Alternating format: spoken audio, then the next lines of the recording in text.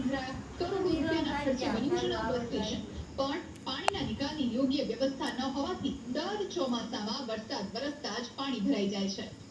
Bus station બહુચરાજીમાં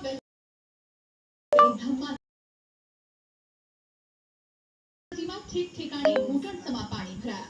રસ્તાઓ તો નદીમાં ફેરવાયા. વાહનો બંધ પડી જતા વાહન ચાલકોને હાલાકી થઈ. બહુચરાજી પાલખી રોડ પર પાણી ભરાતા રાહદારીઓને મુશ્કેલી પડી. સ્થાનિક અધિકારીઓ તો ઊંઘતા રહ્યા. બહુચરાજીના ધારાસભ્ય સુખાજી ઠાકોર સ્થળ પર પહોંચ્યા. સુખાજી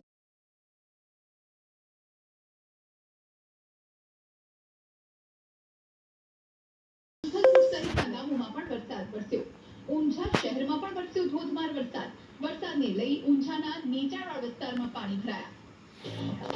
જૂનાગઢ જિલ્લામાં મેઘતાંડવ ગઈકાલે જૂનાગઢ મુશળધાર 14 ઇંચ વરસાદ. અરે જૂનાગઢ ખાબક્યો હતો 13 ઇંચ વરસાદ. જરા ગયા જૂનાગઢ વિરામ તો લીધો, પરંતુ ચારે બાજુ જળબંબાકારની સ્થિતિ. કયા જૂનાગઢ?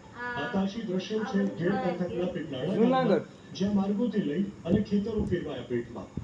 ભારે વરસાદને કારણે ઉમેડ અને ઓઝત નદીના પાણી ઘૂસતા પીપળાણા ગામમાં જમીન ત્યાં જળના દ્રશ્યો જોવા મળ્યા. આવી જ સ્થિતિ મતિયાણા ગામમાં જોવા મળી. માણાવદરના પીપળાણા ગામમાં શમશાન લઈ જાય. સ્મશાન યાત્રા કાઢવી પડી. सत्य है पानी के साथ सत्य है. ગેર પંથકના વડસરા, ફૂલરા, ઓસા, રામાયણ સહિત ગામોમાં નદીની જેમ પાણી થયા હતા. महाराज से बोले, પંચાયત महाराज से बोले, પાલા ગામને જોડતું રસ્તું પાણીમાં ગરકાવ થયું, જેના ये કારણે तो कहीं बोले नहीं ना, खाली लेने चले जाने પછી મસ્જિદ હોય ને પછી બોલે, મસ્જિદમાં હોય ને મસ્જિદમાં બોલે, કઈ નહીં જતા है ને ले जाए ने दफना जाएगा तो कतर नमाज पढ़े ने दफना दीजिए हमें. जिसके मरो से बोलने हो ये बोले દાંતે નદીના પાણી ફરી વળ્યા. મંત્રી તાલુકાના કંજેડી ગામમાં ભારે વરસાદને કારણે ઉપરવાસમાં વરસાદને કારણે જૂનાગઢ જિલ્લાના સૌથી મોટા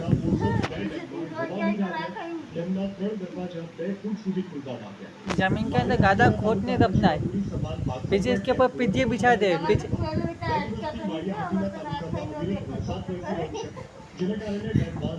ये तो ना दूसरे जगह को दफना ना हो कदा इसकी कब्र खोदे.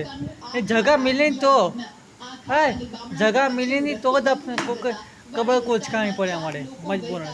कहे तो जगह मिल के हो ने तो हमें वहीं दफना दीजिए.